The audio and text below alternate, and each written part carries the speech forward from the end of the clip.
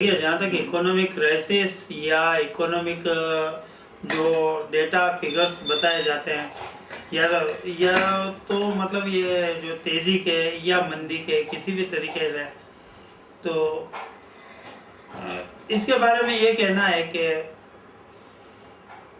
ये जो इकोनॉमिस्ट्स हैं सो कॉल्ड, मैं ये नहीं कह रहा हूँ इकोनॉमिक्स की का मजाक नहीं उड़ा रहा हूँ, पर सो कॉल्ड इकोनॉमिस्ट और स्टेटिशियंस जो हैं, जो आज के तारीख में आपके सामने तेज़ी या इंडेक्सेस और ये जो आपके सेंसेक्स और इसके अलावा जो ग्रोथ रेट क्राइसिस ये इसके जो डेटा देते हैं, इसके बारे में मुझे एक ही बात कहना है कि एक पुरानी कहानी है।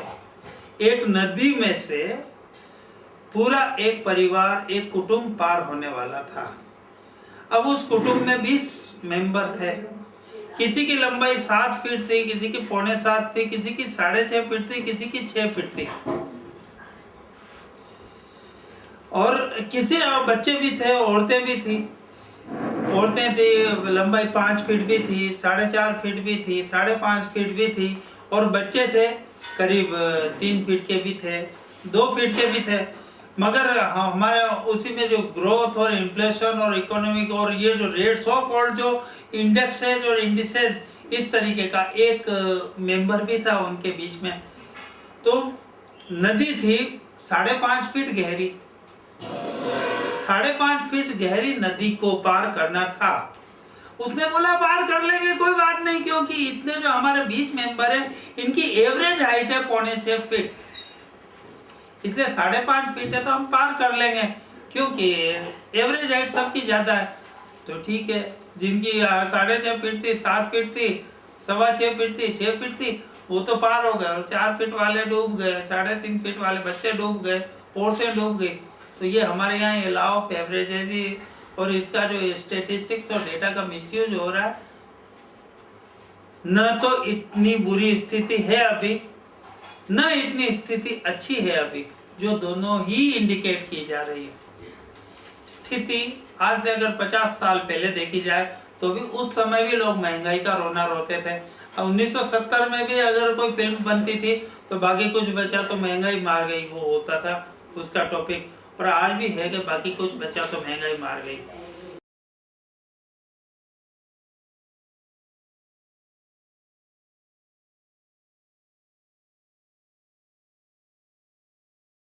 क्राइसिस हर समय रही है और अपॉर्चुनिटीज भी हर समय रही है। हमेशा अपॉर्चुनिटीज में क्राइसिस रही है और क्राइसिस में अपॉर्चुनिटीज रही है। अब हम क्या है कि हम चाहे तो इस क्राइसिस में अपॉर्चुनिटीज नई नई ढूंढ सकते हैं, क्योंकि समय के साथ साथ हर चीज के मापदंड बदलते हैं, टेक्नोलॉजी बदलती है, टेक्नोलॉजी के साथ आदमी को बदलना होता है, अपने आप को, अपने माइंड को मेकअप करना होता है, बदलना होता है। अगर हम इस समय के साथ में अगर चलता है, हम अगर चल पाते हैं, तो हर क्राइसिस में आप नई अपॉर्चुनिटीज तलाश सकते हैं। कहते हैं कि एक विजेता और पराजित में क्या अंतर होता है। एक पराजित आदमी हर मौके पे समस्या ढूंढता है, और एक जीतने वाला आदमी होता है हर समस्या में कोई ना कोई मौका, जीतने का मौका ढूंढ लेता है। आज के जो क्राइसिस नज़र आ रही है, ठीक है, उसके पीछे एक्सटर्नल इंटरनल कई फैक्टर्स हो सकते हैं, राजनीति के फैक्टर हो सकता है, और कई बार नेचुरल भी फैक्टर होते हैं, नेचुरल कैलेमिटीज या कुछ भी जो फैक्टर्स हो सकते हैं।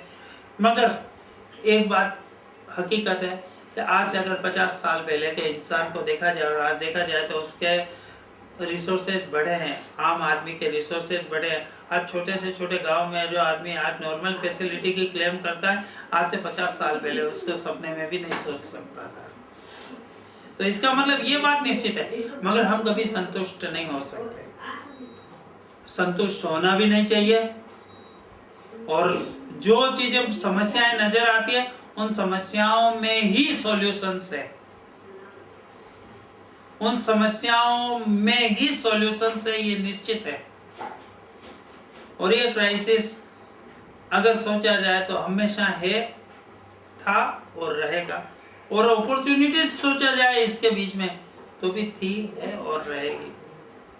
अगर कोल का क्राइसिस नजर आता है आपको या पेट्रोलियम का क्राइसिस नजर आता है, आज अगर हम इतिहास उठा के देखते हैं तो पहले जब पेट्रोलियम यूज नहीं होता था उसके पहले, तो उस समय नई चीज नजर आई पेट्रोल एनर्जी के लिए, या आपके स्टीम इंजन्स और ये कोई भी मशीनरी के लिए, क्योंकि उस सबसे पहले तो अगर देखा जाए तो कोयले का और उपयोग शुरू हुआ, उसके बाद अगर ये जो ऑयल का और इनका उपयोग शुरू हुआ, अगर आज इसका क्राइसिस नजर आता है तो निश्चित बात है इसमें भी अपॉर्चुनिटीज ढूंढने वाले ढूंढ रहे हैं और निश्चित है कि ढूंढ ही जाएगी और इसका भी सब्स्टिट्यूट आएगा।